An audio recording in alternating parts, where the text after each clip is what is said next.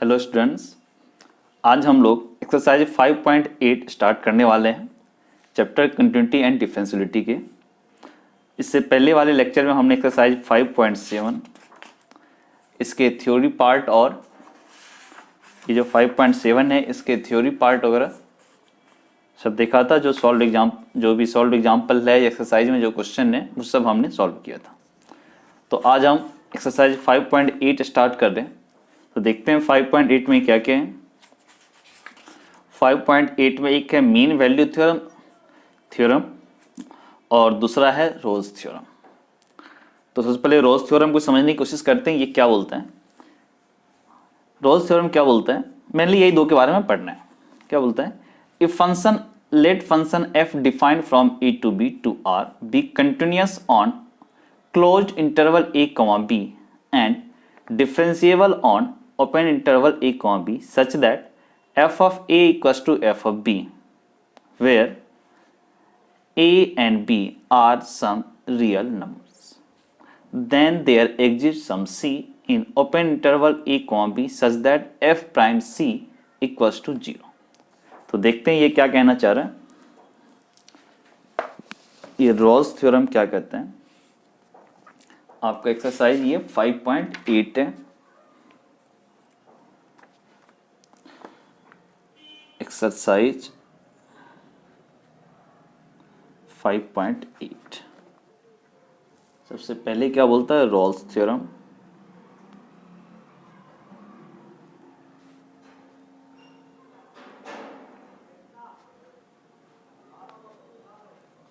Rolle's theorem क्या बोलता है कि if a function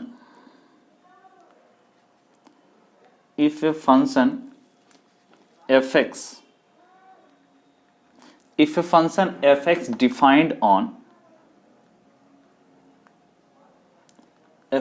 defined on closed interval a comma b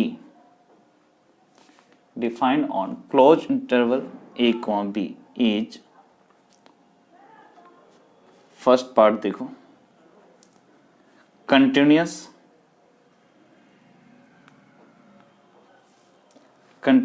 on closed interval a comma b। second part, differentiable on open interval a comma b। third part, f of a equals to f of b, then there exists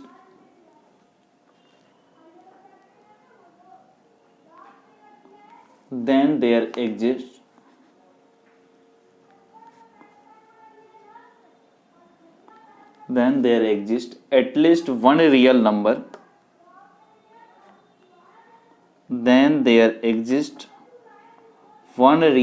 c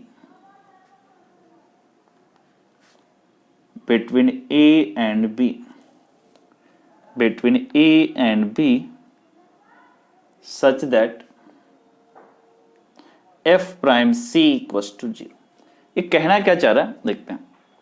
यही हमारा Rolle's theorem क्या बोल रहा है, एक function fx defined है close interval a comma b में। कैसे डिफाइंड है, तो क्या बोल रहा है, this is continuous in close interval a comma b में ये फंक्शन कंटिन्यूअस होना चाहिए और open interval a comma b में ये डिफरेंशिएबल होना चाहिए। इसके अलावा f of a equals to f of b होना चाहिए। तब there exists at least one real number c between a and b, a और b के बीच में कम से कम एक रियल नंबर c होगा such that f prime c equals to 0, जहां पर उसका डेरिवेटिव 0 होगा। ग्राफ के थ्रू देख लेते ज्यादा बेटर होगा ये चीज कि ये हमारा x एक्सिस है, ये हमारा y एक्सिस है, हमारा एक ये फंक्शन है, ठीक है। और आगे एक्सटेंड कर लो, ये एक्स एक्सिस, ये वाला पॉइंट हमारा बी और ये पॉइंट हमारा ए, ठीक है। हम क्या देख रहे हैं कि एफ ऑफ ए और एफ ऑफ बी दोनों इक्वल है। यहां से आते हुए कंटिन्यूस भी है, डिफरेंशिएबल भी, कहीं कोई शार्प कॉर्नर वगैरह है नहीं जो नॉन डिफरेंशिएबल हो, और ग्राफ भी कहीं पेन उठा नहीं है, इसका मतलब ये कंटिन्यूस ही है। तो कंटिन्यूस और डिफरेंशिएबल दोनों कंडीशन सेटिस्फाई कर दिया। थर्ड क्या बोला कि F of a equal to F of b. तो हम देख रहे हैं एफ ऑफ ए और एफ ऑफ बी ये भी दोनों एक ही वैल्यू दे रहे हैं। Then there exist at least one real number c between A and b. तब ए और बी के बीच में कम से कम एक रियल नंबर सी होगा जहां पर F prime C zero. F prime C का मतलब क्या हुआ, एफ एक्स का derivative at X equal to C. आप देख सकते हैं यहां पर ये जो पॉइंट है एक्स इक्वल टू सी, यहां पर क्या देख रहे हैं, टेंजेंट अगर ड्रॉ करें तो उसका स्लोप क्या होगा, जीरो। मतलब एफ प्राइम एक्स इस पॉइंट पे क्या आ रहा है, जीरो। वो होगा भी, इसका डेरिवेटिव ये जो अगर लाइन है इसका तो स्लोप कितना होगा, जीरो, इसका भी स्लोप जीरो, दोनों पैरेलल है। वही लिखा f prime c equal to zero. अगर थोड़ा और दूसरे ढंग के ग्राफ में देखें तो ये एक्स एक्सिस, ये वाई एक्सिस। मान लो हमारा ग्राफ ऐसे गया,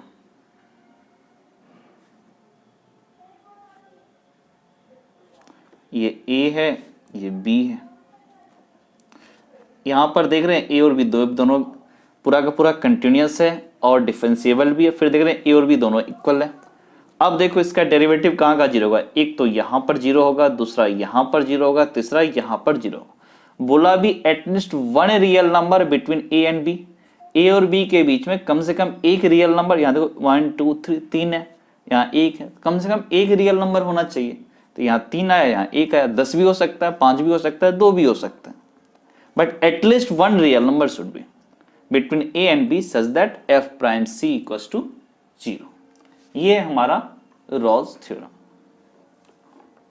बस इसमें 3 पॉइंट ध्यान रखना है कि कंटिन्यूअस होगा क्लोज इंटरवल ए कॉमा बी में, और डिफरेंशिएबल होगा ओपन इंटरवल ए कॉमा बी। उसके बाद F of A equals to F of B. अगर F of A equals to F of B हुआ तभी हम रॉल्स थ्योरम लगाएंगे। अगर एफ ऑफ ए और एफ ऑफ बी नहीं हुआ और ये दोनों कंडीशन सेटिस्फाइड हो गया तब वहां एक थ्योरम है मीन वैल्यू थ्योरम। इसको लैग्रेंजेस मीन वैल्यू थ्योरम भी बोलते हैं, एमबीटी या एलएमबीटी।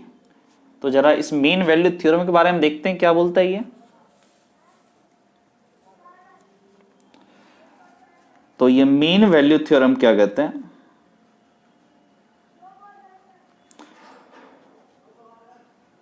मीन वैल्यू थ्योरम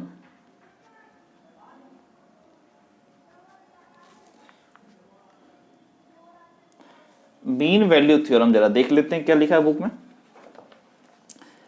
कि a function defined a to b to r be a continuous function on close interval A comma b and differentiable on open interval A comma b. ये वही Rawls theorem वाला ही है कि continuous होना चाहिए close interval में और differentiable होना चाहिए ओपन इंटरवल में। Then there exist some c in a and b. तब कुछ सी एग्जिस्ट करेगा ए और बी के बीच में such that F prime C equals to F of B minus F of A upon B minus A. तो ये कहना क्या चाह रहा है जरा देख लेते हैं। मीन वैल्यू थ्योरम क्या कहता है कि if a function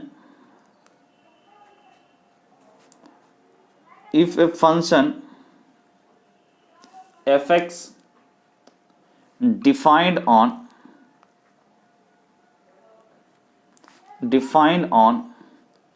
closed interval a comma b is first part continuous on closed interval a to b, second part differentiable on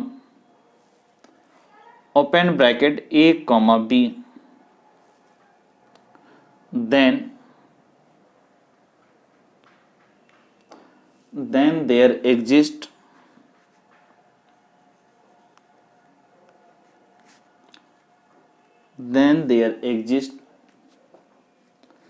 some c या फिर at least one real number, then there exist some c in a and b belongs to a and b open interval में such that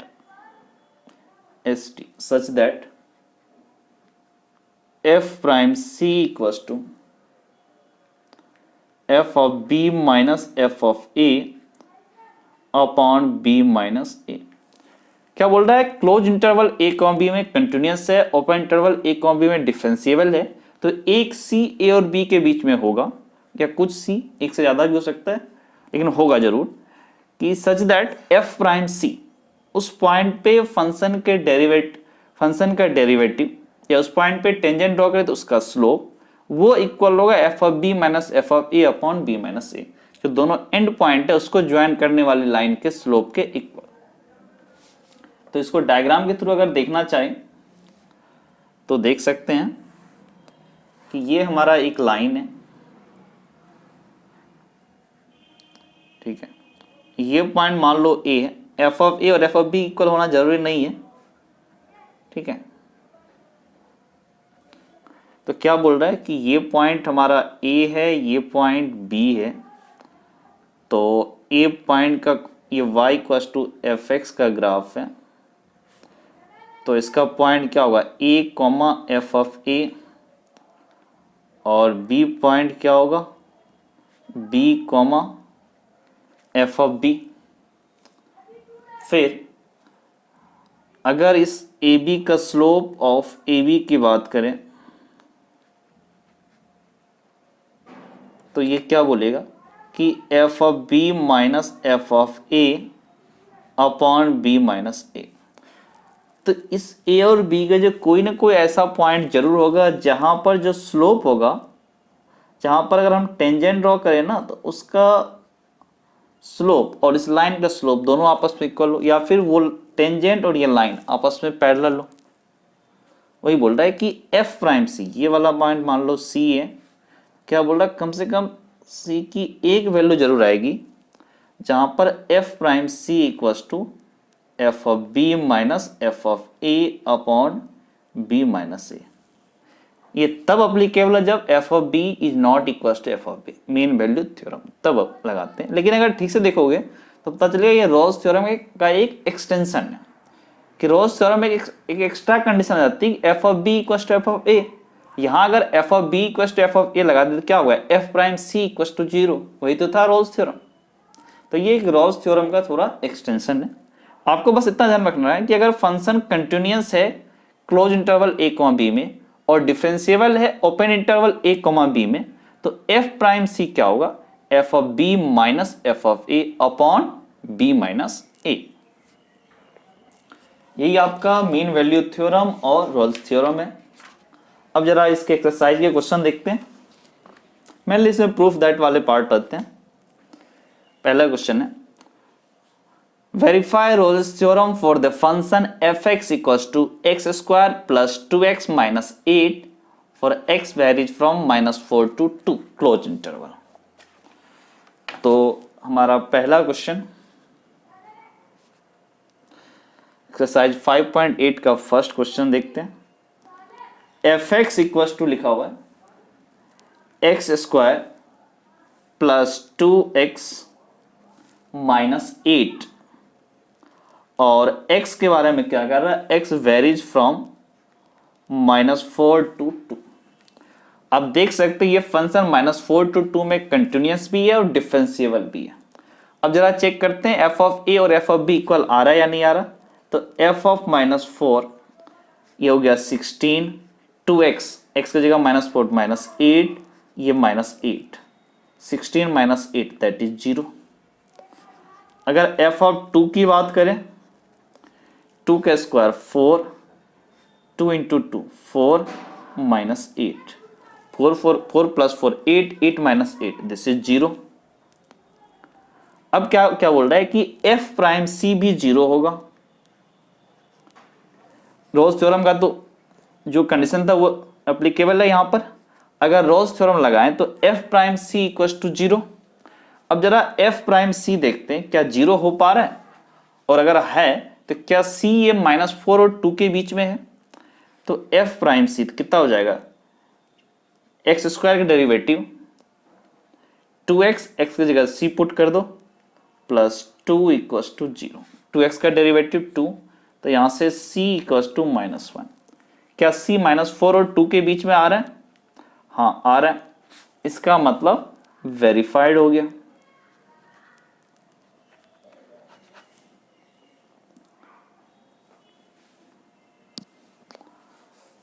अब जरा question number 2 की तरफ move करें। Examine if Rolle's theorem is applicable to any of the following function, can you say something about the converse of Rolle's theorem from this example. क्या यहाँ Rolle's theorem applicable है? F x equal to G I F of x, x varies from 5 to 9। 5 to 9 में ये क्या होगा? अगर देखें तो जी आई एफ कभी भी कंटिन्यूस होता नहीं, हर इंटीजर फंक्शन पे चेंज होता है। तो 5 to 9 में क्या होगा? 5 to 6 में 5 होगा, 6 to 7 में 6, 7 to 8 में 7, 8 to 9 में 8। ये कंटिन्यूस है ही नहीं, मतलब रॉल्स थ्योरम एप्लीकेबल नहीं है। फिर -2 to 2 ये भी नहीं होगा, क्योंकि ये भी वही चीज है। -2 से -1 में इसकी वैल्यू -2, -1 से 0 में -1, 0 से 1 में 0, 1 से 2 में 2। कंटिन्यूस तो है नहीं। ये x स्क्वायर -1, हाँ ये कंटिन्यूस है, डिफरेंशिएबल भी है 1 to 2 में। f of 1 that is 0, f of 2 that is 4 - 1 3, f of a equal to f of b इसमें नहीं है, मतलब यहां रोल्स थ्योरम नहीं लगा सकते। फिर बोल रहा है इसके कन्वर्स पे कमेंट करो। कन्वर्स पे कोई कमेंट नहीं हो सकता रोल्स थ्योरम पे, क्योंकि क्वेश्चन नंबर 3 क्या बोल रहे हैं कि if f defined from -5 to 5 to r is a differentiable function and f prime x does not vanish anywhere. Vanish मतलब ये जीरो नहीं हो रहा है, वेनिश मतलब जीरो, डज नॉट वेनिश मतलब जीरो नहीं हो रहा है, anywhere, then prove that f of -5 is not equal to f of 5। तो देखते हैं क्वेश्चन नंबर 3। तो क्वेश्चन नंबर 3 क्या बोल रहे हैं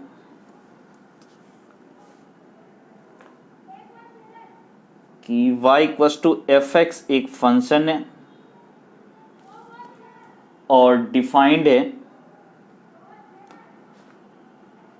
-5 to 5। फिर क्या बोल रहा है? f prime x is not equal to 0, does not vanish. ठीक है, इसका मतलब क्या हुआ कि f प्राइम c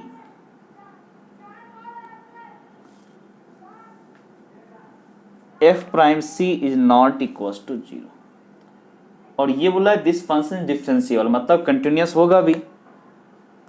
तो बाय मीन वैल्यू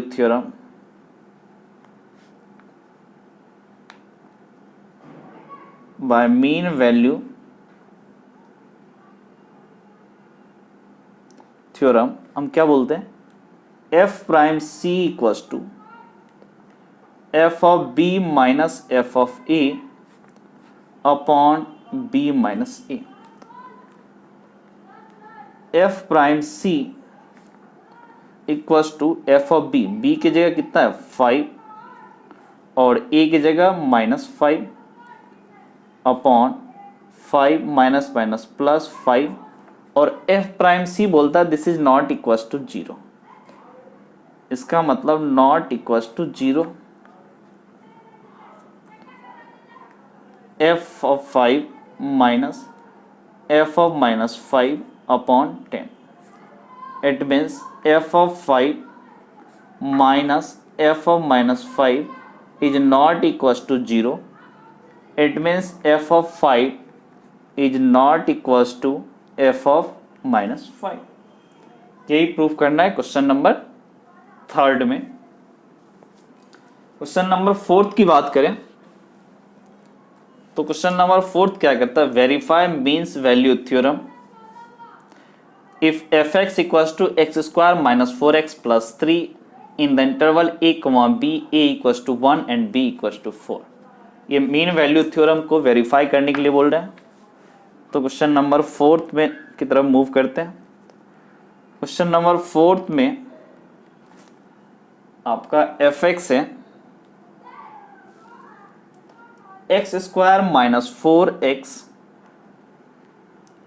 -3 और x को डिफाइन कर दिया 1 to 4, x varies from close interval 1 to 4।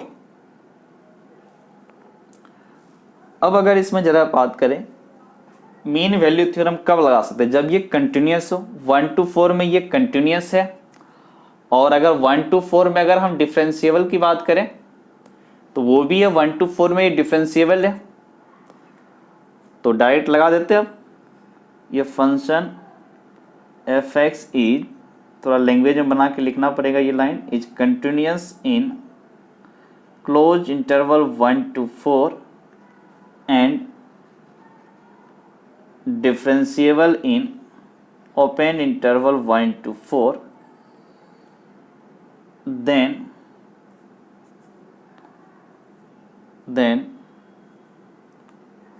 by mean value theorem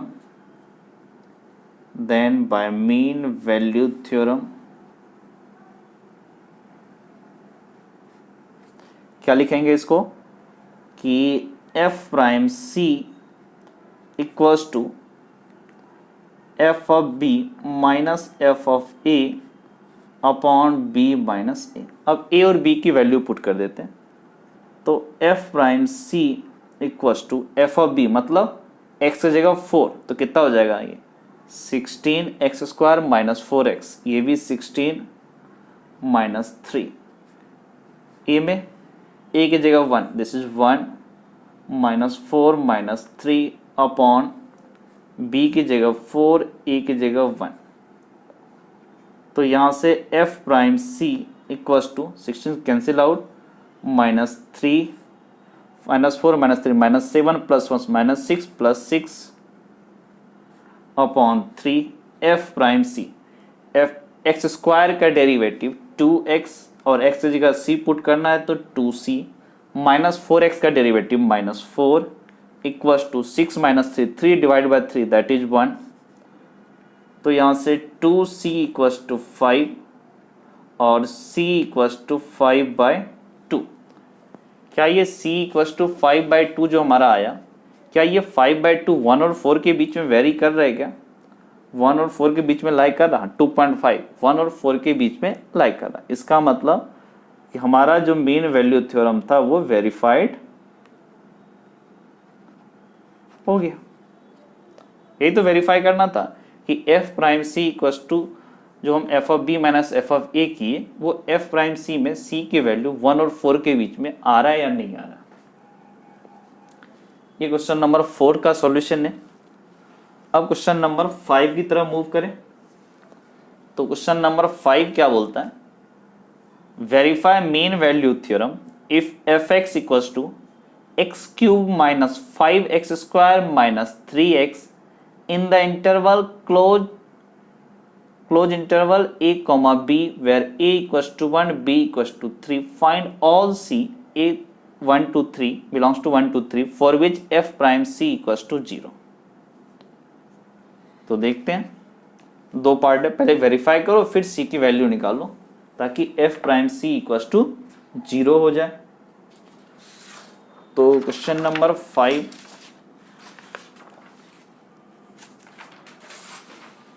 देखते हैं।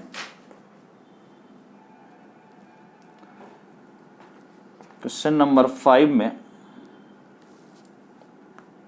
f(x) equals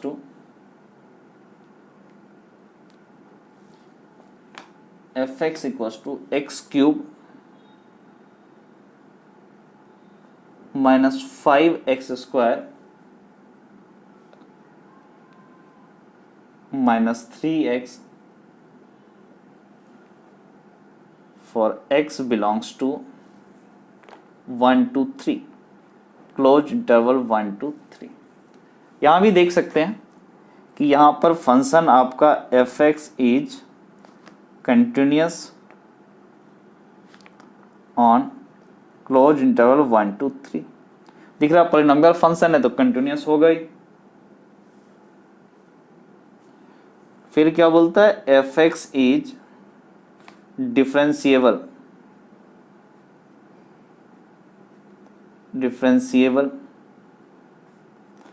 on off an interval 1 to 3, 1 और 3 के बीच में ये डिफरेंशिएबल होना चाहिए, तो वो भी है।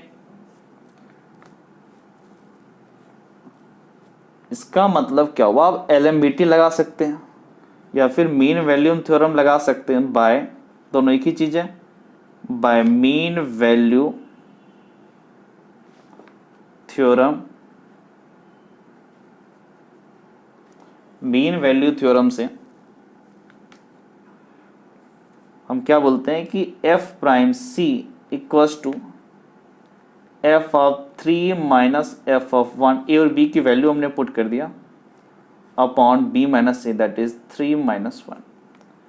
तो यहां से f prime c, x cube का डेरिवेटिव 3x स्क्वायर और x जगह c, तो 3c square, 5x square, x square derivative 2x, तो ये कितना 5 माइनस 10x, x की जगह c, minus 3x derivative is minus 3, F of 3, x की जगह 3 पुट करो, 3 into 3 into 3 that is 27, minus 3 into 3 9 into 5 that is minus 45, फिर x की जगह 3 पुट किया तो दिस इज माइनस 9,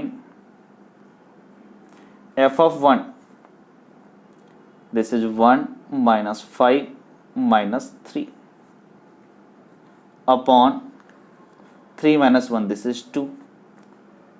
तो यहां से पता चला 3c square minus 10c minus 3, तो यहां से कितना हो जाएगा minus 45 minus 9 this is minus 54, this is 27, तो ये हो गया माइनस 27, माइनस 54 प्लस 27 माइनस 27, ये कितना हो minus 5 minus 3 minus 8 plus 1 minus 7 और ये minus, this is plus 7 by 2। तो यहां से पूछ सकते हैं 3c square minus 10c minus 3 minus 27 plus 7 minus 20 divide by 2 minus 10, तो यहां से क्या बोल सकते हैं 3c square minus 10c minus 3 और ये 10, तो इधर आया तो plus 10 minus 3 that is plus 7 equals to 0।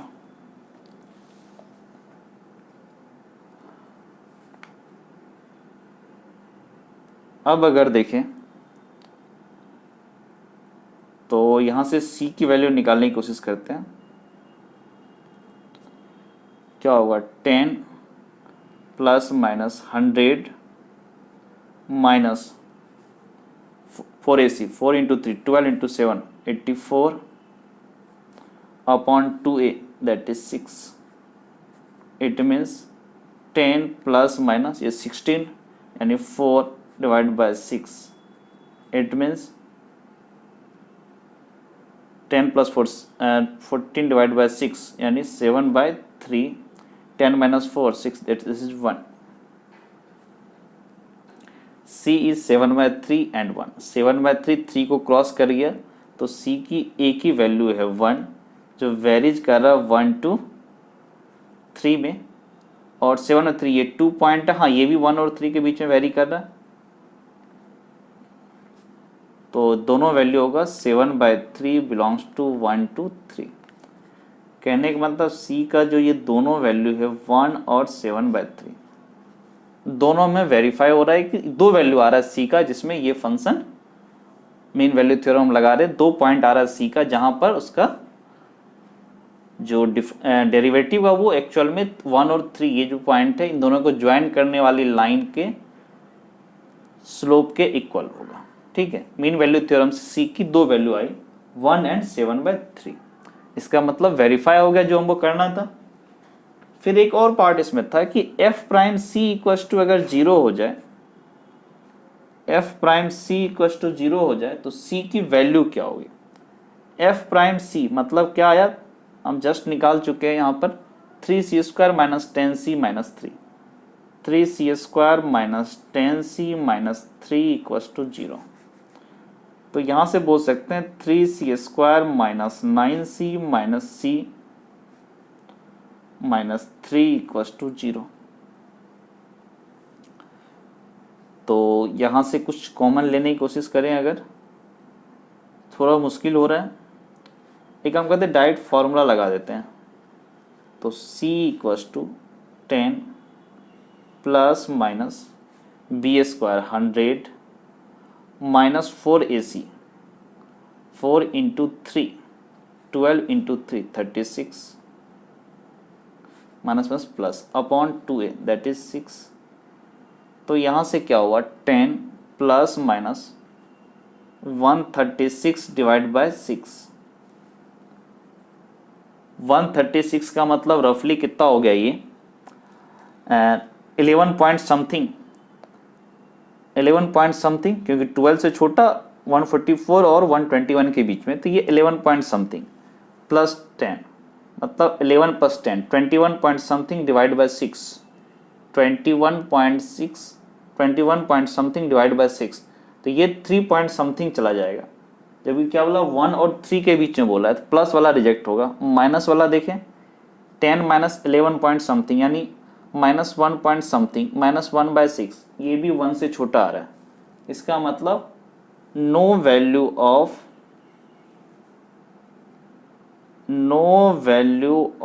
C belongs to 1 to 3 such